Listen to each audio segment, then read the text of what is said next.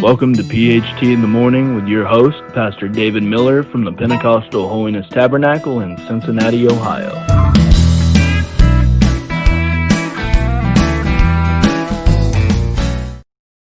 Good morning and welcome to PHT in the Morning with Pastor David Miller. I am Pastor Miller and we'll be sharing with you today. I want to talk to you on a subject entitled, Is the Grass Really Greener on the Other Side? But before we get into our episode today, I want to say a special thank you to all of those that have contacted us within the last week or two. We've had some folks from Germany, from Nepal, from Brazil, that's become mostly regular listeners, and we thank you, and as well, of course, most of the United States, and I thank you for that. Hope we are a blessing, and that's definitely our intentions to do that. I hope your day's already going great, and I hope we can brighten it up just a little bit today with a look into God's Word in this session. We said we're going to be talking about, is the grass really greener on the other side? And I want to go to a story here in the book of Genesis, chapter number 13, and I'm just going to start at verse 1 and read through this a little bit for you, and we'll share with you what we're talking about. Verse 1 says, And Abram, which we later know his name was changed to Abraham. So Abram went up out of Egypt, he and his wife, and all that he had, and Lot went with him into the south. And Abram was very rich in cattle, silver, and in gold.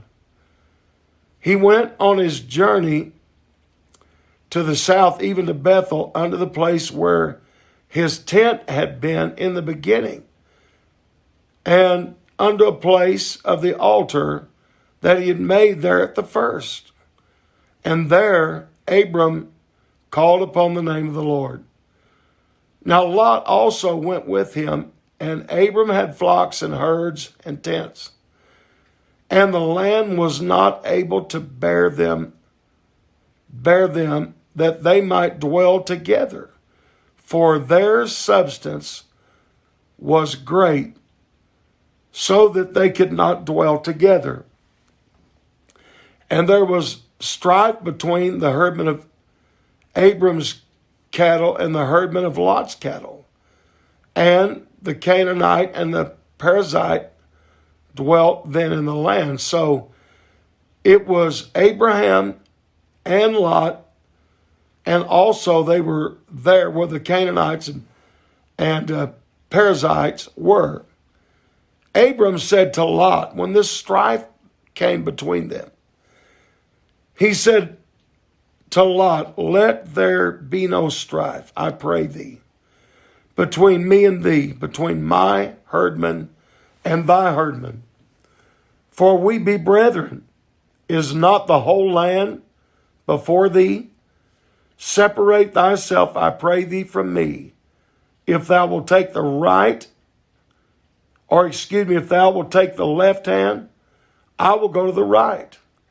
Or if thou depart to the right hand, then I will go to the left. Now I want you to notice this. So Lot lifted up his eyes, and he beheld all the plain of Jordan, that it was well watered everywhere, before the Lord destroyed Sodom and Gomorrah, even as the garden of the Lord, like the land of Egypt. Then Lot chose him all the plain of Jordan, and Lot journeyed east, and they separated one from the other. Abram dwelt in the land of Canaan, and Lot dwelt in the cities of the plain, and he pitched his tent toward Sodom. One more verse. But the men of Sodom were wicked and sinners before God, or before the Lord, exceedingly. So I just want you to note here that the Bible said that there came this strife between these two relatives, actually. And I think it was an uncle and a nephew. And when the strife came so great between them that they saw that they would have to, or it looked like they would have to separate themselves. So I want to look first of all, and by the way, I'm going to be talking to you today on the grass is green, not always greener on the other side. But then be sure and listen to the next episode. I'm going to give you the second half, or the next part of this story from Abram's point of view. But what really caused this to happen? We look at that, and we might just wonder, well, what really took place between them? And first of all, I believe part of it was because that Lot looked out for number one. He was caring about his own self more than anything else. So I believe that was one of the first problems there. And they were, these men, of course, we told you their relationship became strained, and eventually their relationship was broken. So we say, well, what could cause such a problem as this? If God was blessing so much, and if they were relatives, how in the world could this happen? First of all, like I said, Lot looked out for himself. And that's really not a good thing when you only look out for yourself and not caring about what happens to others. And it caused a very strained relationship between these men. Finally, it caused the ties between them to weaken. Their separation was caused by several factors, actually, recorded in verses 5 through 7. Now, Lot, who went with Abraham, he also had flocks and herds and tents. We know the land could not sustain them all because while dwelling together, their possessions were so great, it looked as if they were not able to remain together. So it caused strife. If you notice, it doesn't say between Lot and Abram, but between the herdmen of Lot and the herdmen of Abram. Or in other words, it was over their livestock, over their possessions. So what was one of the problems? One of the problems were they were both very rich. So, this should not, I don't think, cause a problem, but it caused a strained relationship because the blessings of God was so great on both of them. It caused a little bit of jealousy there, as well as thinking, how can we both continue to be blessed together? How can we both continue to do well? So they felt like they couldn't do this. The other problem was there was strife between each other's herdsmen, and according to verse number 7, that strife seemed to be growing regularly. Each man their herdsman rather, had to go out daily and look for the best pasture or the greenest grass. They had to look for the most water and then come back and tell their master, which was either Lot or Abram. This because a great competition between the two. And inevitably, it led to conflict between them. You know, if God is blessing you and someone else, you and another family member, or you and another member in your church, if God's blessing you both, then don't you think you ought to both be happy for the other one instead of causing competition that leads to conflict and eventually separation?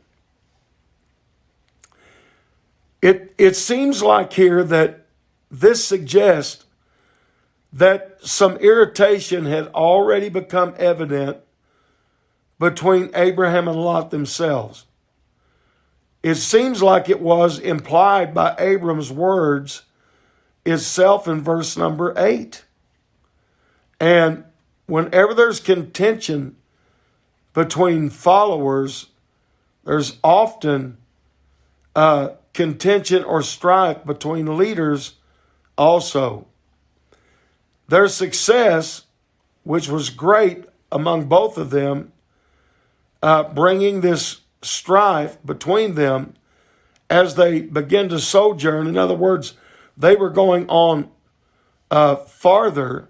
Now, remember, they were sharing this land, not only with themselves, but with the Canaanites and the Perizzites. It's often easy to forget that the land of Canaan as yet did not belong to either Abram or Lot. So before they separated and went each on their own path, so they did not divide real estate. They were both living in a land which was occupied by the Canaanites. This seemingly caused a great strife between them.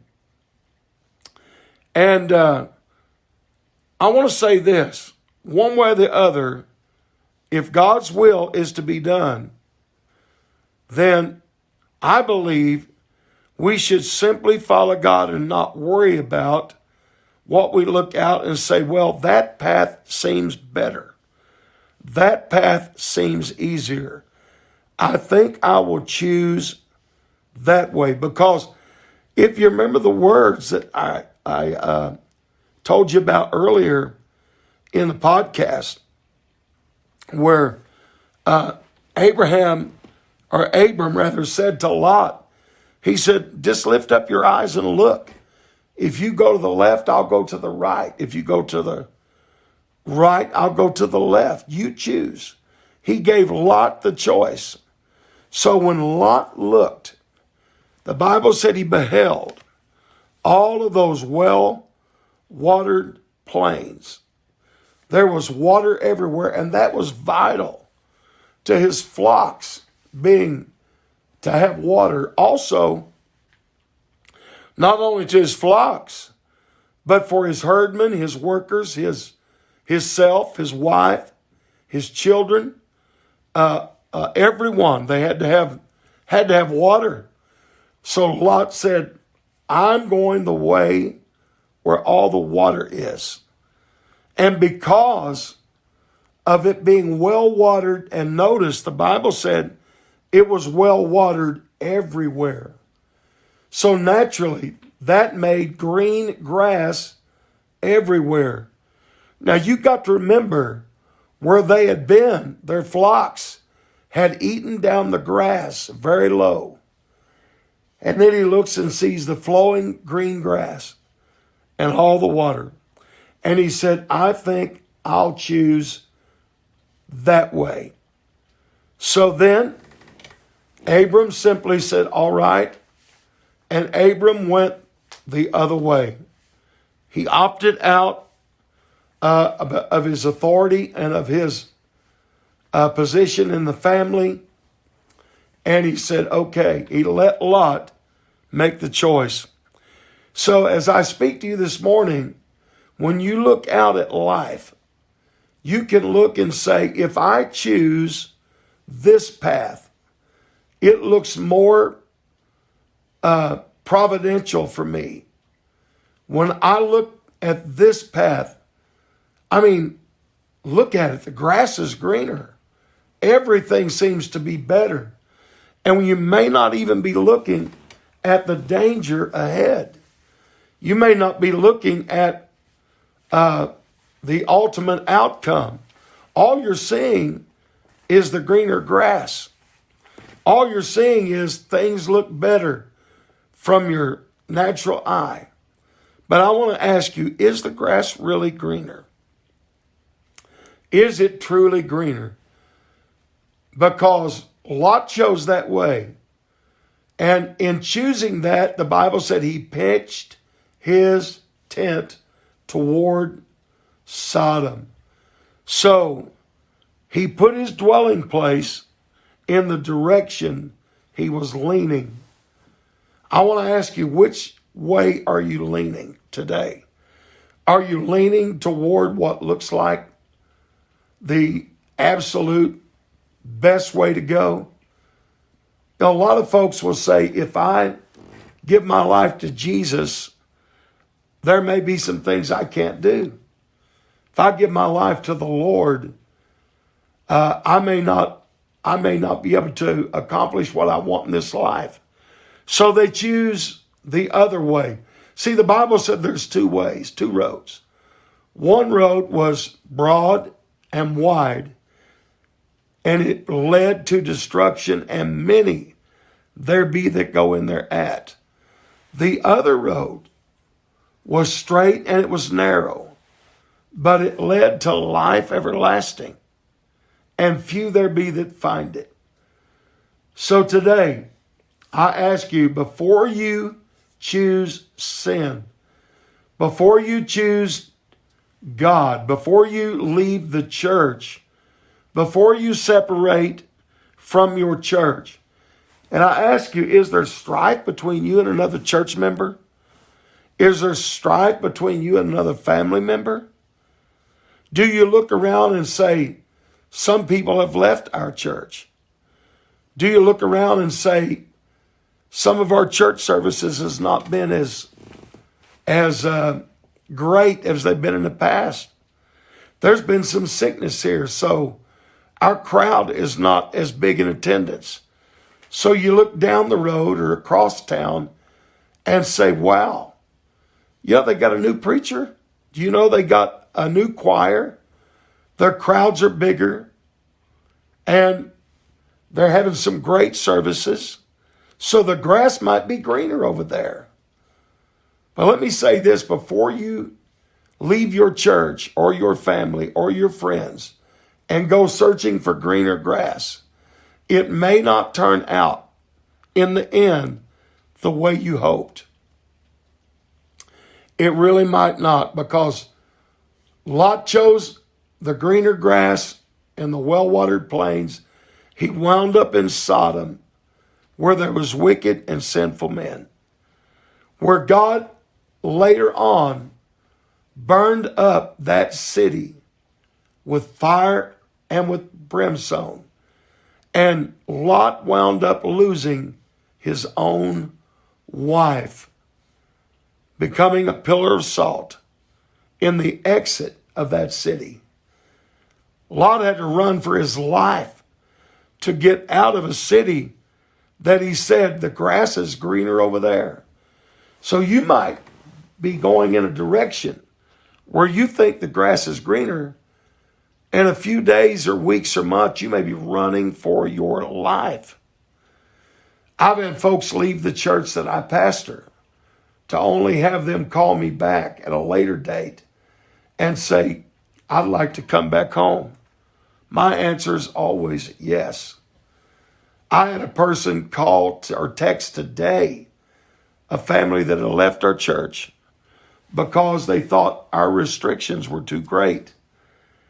That text today only to say her husband had left her and married another lady, and he had just died.